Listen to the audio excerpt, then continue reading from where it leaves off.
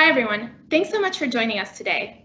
We know that getting everyone to have a seamless OneDrive experience so they can collaborate easily while working or learning remotely is top of mind for all of you. We want to help you provide the best experience for your end users and also make it easier for you to manage them. My name is Gaia Carini, and joining me is Carter Green. Today, we're excited to show you how to best deploy and configure the OneDrive Sync client. When you think about deploying OneDrive, what's the first thing you think about?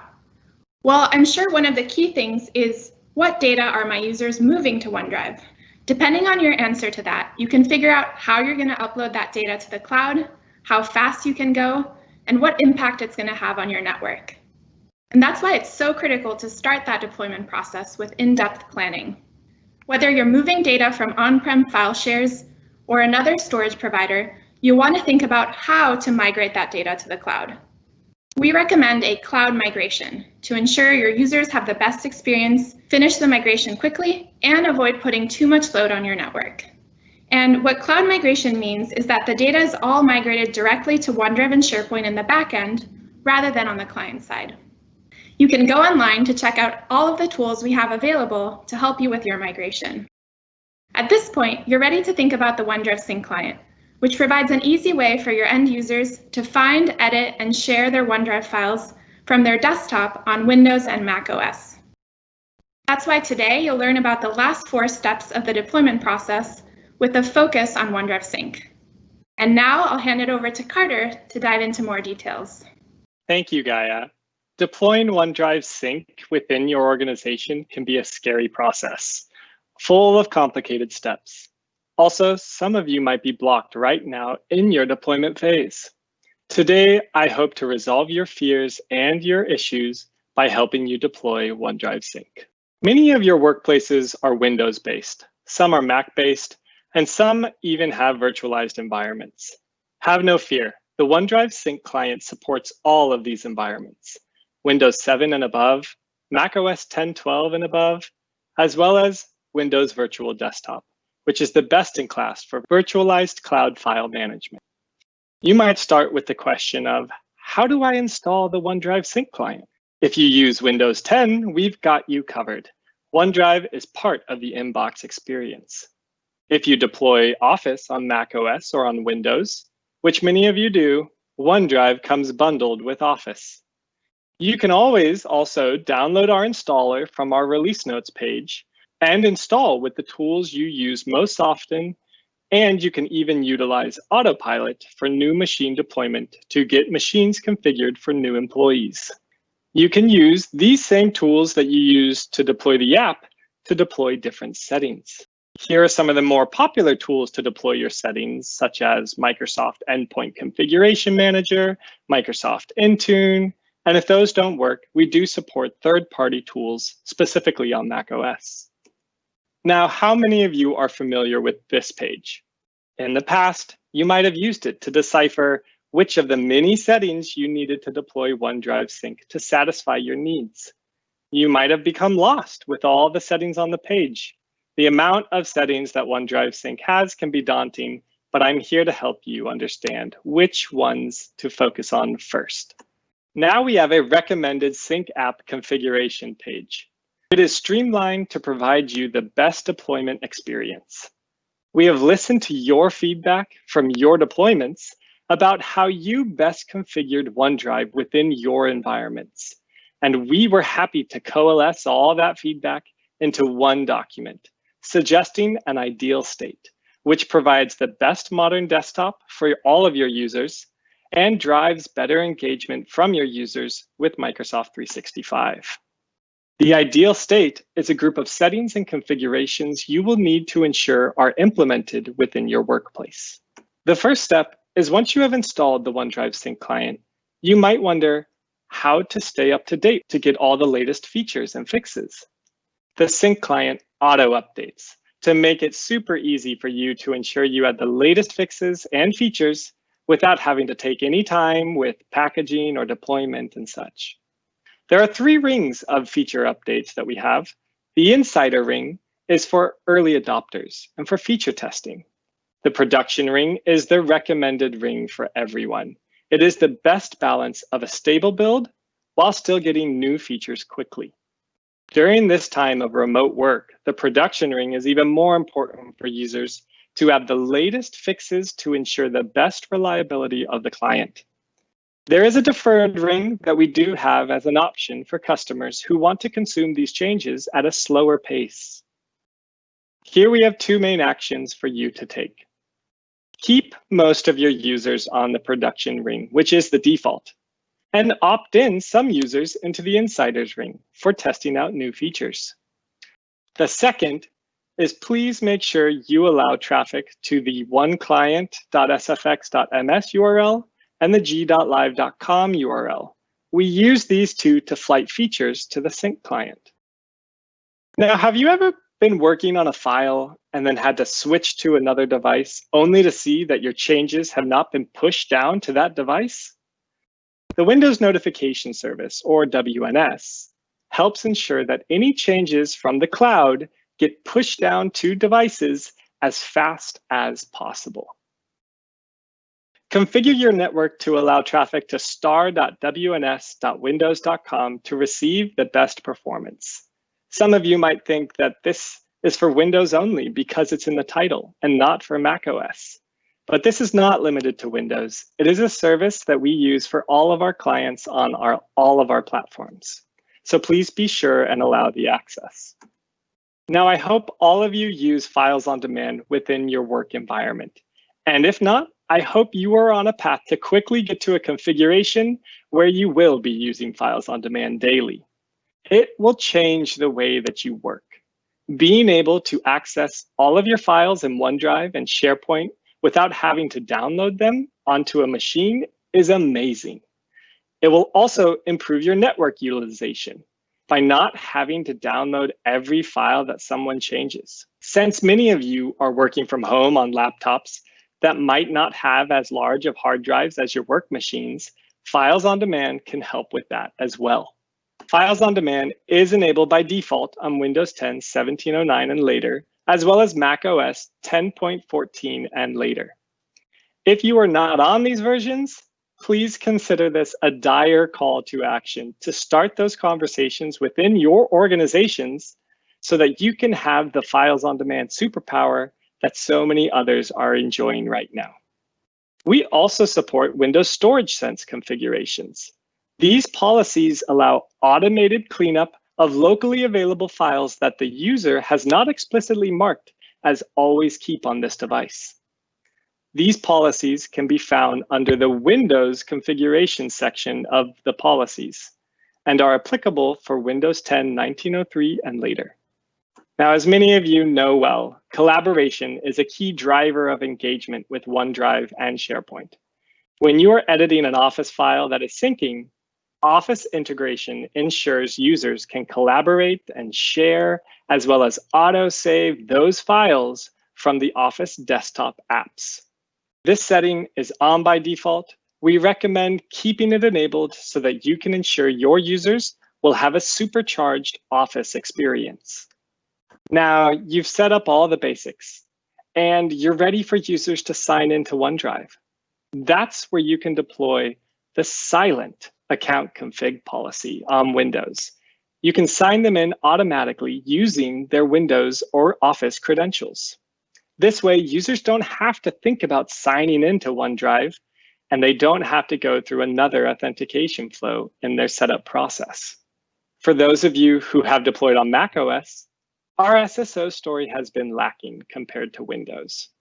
To improve your users' onboarding experience, I'm happy to say that we have improved our SSO story. We have built an account picker into our first run experience that shares credentials with the Office applications, thus giving your users a choice of what account to use and relieving them of having to type in their passwords. To enable these account configurations, on Windows, you will need to enable the silent account config policy to share Windows or Office credentials if you are signed in. And on macOS, you will need to ensure Office is signed in already to ensure a single sign-in experience. Now, as you plan your deployment, you have to plan for migrating local data in addition to cloud data to OneDrive. Most of your users already have files stored on their local devices that they use every day for work. How do you get those productivity files onto OneDrive? Known Folder Move is a tool you can use to satisfy this scenario.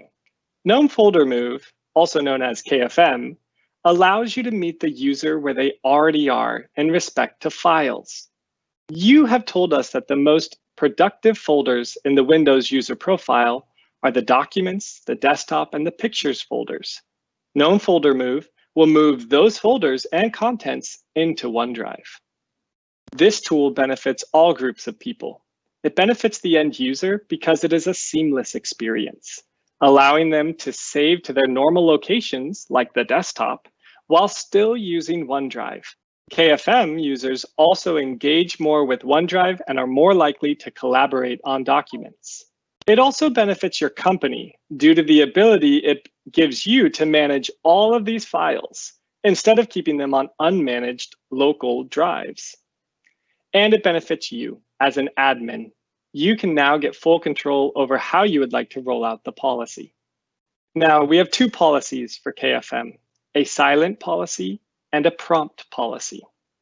For new machines, our recommendation is to deploy the silent policy as part of the initial device setup. For existing machines, which you already have content in those folders, we recommend that you take a staged approach. If you enable KFM for all of your users in one day, you could very well take down your network. Network utilization is key during this stage. We recommend you start with a small test group and then slowly grow your groups larger and larger each day. Try to find that sweet spot where you can continue moving devices daily within your network and not have any bandwidth or throttling concerns. During this remote work period, you should always be routing traffic to OneDrive URLs through the public internet and not your company's VPN. Performing KFM from home can cause a lot of network traffic, so be sure to route the traffic responsibly. Speaking about remote work, I wanted to call out a few more recommendations for deploying KFM during this period. Please take advantage of the Smart Upload Throttling GPO to ensure that OneDrive is intelligent when uploading documents to the cloud. It utilizes low network usage timeframes to do the upload. The second is that your users will thank you for giving them control over when their device is KFM'd. Please deploy the prompt policy, keeping your users in control on their home networks of when they can perform KFM. And if you still want to deploy the silent policy, please be sure to notify your workplace beforehand via Teams or Yammer or even email with a short message addressing the changes you are about to deploy. And then you should also enable the notification in the silent policy so that your users are made aware of when the KFM is completed for them. The key here is to make sure your employees are aware and in control of as much as they can be during this remote work time. Now, we've continued to listen to you over this past year, and I'm happy to announce some improvements to KFM, which should help you easily deploy KFM to more users.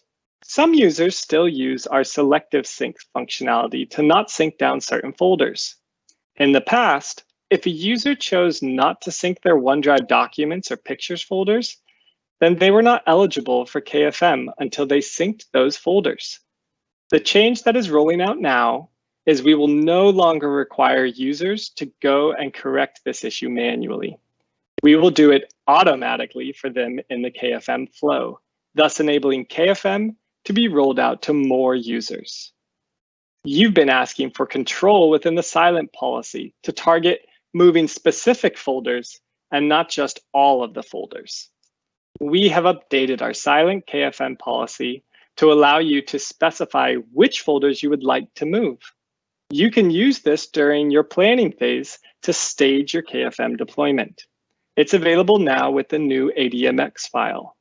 And you've told us one pain point of KFM is moving a desktop folder that is full of shortcut files, or moving certain file types that don't sync well to OneDrive. We have a new policy to allow you to specify a file name or file extension that you would like to exclude from sync at the device level. These files will continue to be in the sync route on the device, but they will not be uploaded to OneDrive. With all of these improvements, you will now have more control over your KFM deployment, as well as be able to target more users. Now, I want to demo some of these changes in KFM to you to show you the level of control you have. So first, let's take a look at the new and updated policies. The first one being the silent KFM policy. Let's enable this policy and set the tenant ID as well as turn on the notification to inform the user when the move has successfully been completed. You can also see here that we have the ability to choose folders. For this demo, we are going to omit the pictures folder. Now, moving your desktop folder can often cause a lot of app shortcuts to upload to the cloud. So let's open the file exclusion policy. Now remember, this policy allows you to set file names or file types to exclude from being uploaded. Let's exclude all star.lnk files to omit those pesky app shortcuts that are in the desktop folder from being uploaded to OneDrive. Now we have enabled both policies, so the desktop and the documents folder should be moved to OneDrive, and the shortcuts in the desktop folder should not be uploaded to OneDrive. This here is Joanna's device, and you can see that she has files in her documents folder, as well as files and shortcuts on her desktop. Let's start up OneDrive to trigger the policies that we just set. The client will need to sign in, and then the move should start. The notification will show once the move has been completed. So now let's check her desktop folder to see what happened to those app shortcuts. You can see the new iconography here to indicate that this file is excluded from sync and will not upload to the cloud. We can also check her documents folder and see that it has merged with the documents that she had stored on her OneDrive documents folder. You have been asking for more control with your KFM deployments, and this demo should help some of you gain that control, as well as realize the power of KFM and Sync Ideal State for your workplaces. The Sync Ideal State is a framework. You can use it to better engage your customers and introduce them to the modern desktop. Now, once you have deployed the Sync client in the ideal state, I would ask if your job is done. If you remember, our deployment framework has two more steps: to operate and to engage users. Gaia is going to show you what new tools and features you have to complete these steps. Awesome, thanks, Carter. Many of you have already enabled the known folder move, are actively deploying it, or are in the process of planning how you're going to roll it out. As part of that, you've told us there really isn't a good way to monitor progress during the rollout. Which users are opted in, have their files finished uploading, can you safely reimage their machine without them losing any files? We want to make it really easy for you to know which users have their desktop, documents, and pictures folders protected by OneDrive, meaning if something were to happen to their laptop, all of those files would be safe in the cloud. Today, I'm excited to show you a new set of reports that will help you answer exactly those types of questions. We start on the home page of the OneDrive Sync Health dashboard. When I log into work in the morning, I can open up this dashboard to get an executive summary view of what's going on with OneDrive Sync in my organization.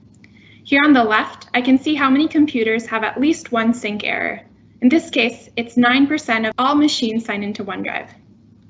In the middle part of the dashboard, I can quickly find out what percentage of computers have their known folders safely protected by OneDrive. For example, here I can see 58% of computers have all 3 folders saved to OneDrive. Some users have 1 or 2 folders, and there are some machines that are not protected at all, meaning if something were to happen to them, all of the data in the desktop, documents, and pictures folders would be lost. And finally, on the right, I can see how many devices are running on the current production version or above, meaning they have all of the latest and greatest fixes and features from Microsoft that I read about in the release notes. In this scenario, I want to check on the status of my KFM rollout, since I deployed KFM to 100 users in the sales department last week. To do that, I'm going to click into the details view. First, let's take a look at Johanna. Just like Carter demoed earlier, we deployed the silent GPO to her machine, selecting to protect the desktop and documents folders, but not the pictures folder. And as you can see here, that's reflected in the dashboard. I also want to check in on the status for another user, Daniela, who reached out to see if she can transition over to the new laptop we shipped to her house and send back her old one.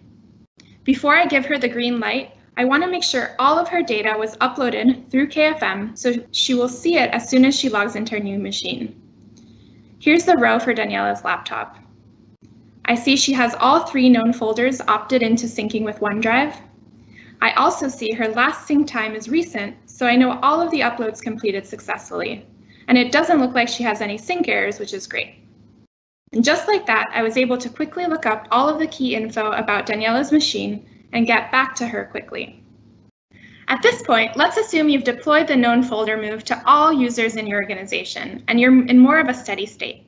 It's a Monday morning, you're at home, and you're just connecting into your work laptop. As soon as you open Outlook, you see a red bang email from Joni, an exec at the company. She's working on a deck for a review later in the afternoon, and she's running into some sync issues.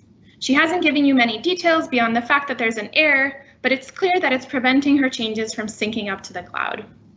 Until now, you probably would have started by reaching out to her, maybe on Teams, asking her for more details, and hopefully a screenshot of the error she's seeing. Of course, that would take some time back and forth, wasting precious time both for her working on the deck and for you since you are managing so many different users. We want to make it easy for you to get insights into sync errors so you can reactively help users like Joni who reach out to you and proactively drive down the most common sync errors, for example, through education or by reaching out to users directly. This is super important because OneDrive Sync is kind of like electricity or your internet service. When it works, everything is great and you kind of take it for granted. But when there's an issue and you're in the middle of something, it's really disruptive and frustrating. That's even more the case now when so many of us are working from home and we depend on OneDrive and SharePoint more than ever to get our work done. Now let's take a look at how the sync reports will help you in this scenario too. I'm back here on the details view, which shows you all of the key information for users logged into the OneDrive Sync client. In this case, I want to quickly look up Joni to figure out what's going on with her client. If I quickly scan through the row for her machine, I notice she has 11 sync errors. Of course, the next thing I want to know is what types of errors she's facing. So I'm going to click on her name and that opens up this details panel. Skimming through, I see she's running OneDrive on a Mac. She's also running an older build of the sync client, 20.114. And that's interesting, and I'll probably want to follow up later to figure out why she's not updated to the most recent production build. But for right now, I just want to focus on figuring out what specific errors she's facing so I can get back to her. In this case, it seems she has 10 issues related to unsupported file and folder names, and she also has an Office conflict, which is likely the one preventing her deck from uploading to the cloud. Now with that information, I can go back to the thread and quickly reply with the details about the errors she's seeing, as well as some steps to resolve them, without having to go back and forth to figure out what errors she was seeing in the first place. If I go back to the details table, I also notice Saab seems to have a high number of sync errors. It looks like he has 10 of them. When I click on his name, I see they're all Office conflicts. Since I'm working on an effort to drive down sync errors and improve OneDrive adoption within my organization, I think I'll reach out to him today to share some of the training material I recently put together to help him resolve those conflicts. With our new admin reports, you can get easy access to insights into everything that's going on with OneDrive Sync in your organization, from what sync errors people are facing, to the status of the known folder move rollout, to what version of the app they're on. We've been doing a private preview of the reports with a small set of customers and are looking forward to releasing the public preview over the next several months. We also know it's important to have a consistent experience across Windows and Mac OS to make it easier for you to train users and help them when they have questions.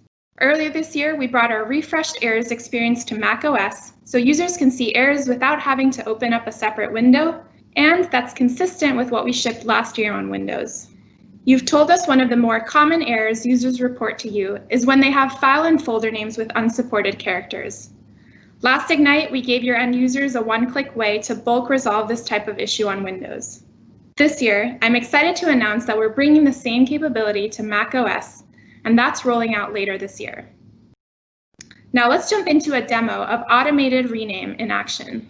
For this demo, I'm logged in as Joni on macOS. When I click on the OneDrive icon, I see there are sync errors due to files and folders with unsupported names. Next, I'll click on the Rename button. And when I do that, OneDrive will automatically add an underscore to replace any unsupported characters, and then we'll upload those files to the cloud. Now, if I navigate back into that same folder in Finder, I see all of those errors are magically gone. When I scroll down in the activity feed in OneDrive, I also see a message telling me the rename's completed successfully. And just like that, I fixed all of those errors with just one click. The last and very important part of your deployment journey is driving user engagement with OneDrive to ensure your users are happy and productive. To help you, we continue to bring you new features based on the feedback we hear from all of you on what's important for your end users. Let's take a look at some of the cool new features for OneDrive Sync. First, we have version history. For users on Windows and macOS, we've made it really easy for them to restore previous versions by right-clicking on a file they're syncing without having to open the web browser. Next, we know a lot of users are relying more and more on metadata to implement business processes on top of shared libraries. Until now, if a user were to sync a library with required metadata, the files would be in a read-only state, meaning if they tried to edit those files locally, they would get an error. With the changes we recently rolled out, files being synced from libraries with required metadata will now be editable by end users, and those changes will all sync up to the cloud. And finally, Add to OneDrive. With Add to OneDrive, we're making it easier for users to get back to shared folders they frequently work in from any device. When you add a shortcut to a shared folder, it is a link to the original folder, not a copy. So the folder will be kept up to date with all the latest changes. Wherever you sign in, you will see that added folder in your OneDrive. That means when you set up a new machine, you no longer have to go back and search for all of those important shared folders and libraries you were previously syncing on your old device. All you need to do is log in and they will be there for you. We've also made some architecture improvements to how we sync folders you've added through Add to OneDrive, which will result in better performance if a user adds a shortcut to a small subfolder in a very large library. Public preview will be on by default for all users and is rolling out soon. Today, you've learned about some key new capabilities we're bringing to the OneDrive Sync client, but there's a whole lot more. Here's a summary of our OneDrive Sync roadmap. A few key features we delivered since January include support for migrating OneNote notebooks as part of KFM, differential sync for all file types, and conditional access support on macOS. We're also in the process of making some architecture improvements to reduce scenarios where users see the processing changes status, and scenarios that cause high CPU on macOS. And finally, some of the topics that are top of mind for us are how we can bring you KFM to macOS, since we've heard that's important to a lot of you who have rolled it out on Windows, and how to improve our SSO story on both Windows and macOS to make it easier than ever to ensure all of your users are signed in. To learn more about OneDrive and new features beyond just OneDrive Sync, check out all of our other talks listed here. Now, if there's 3 things Carter and I want you to take away from our talk, it's to go check out our Sync Ideal State documentation, make sure you roll out the known folder move to get all of your users in the ideal state, and leverage our new sync reports to help you get there. Thank you so much. Here are some other great links for you to stay up to date on all of the latest and greatest OneDrive announcements in the upcoming months.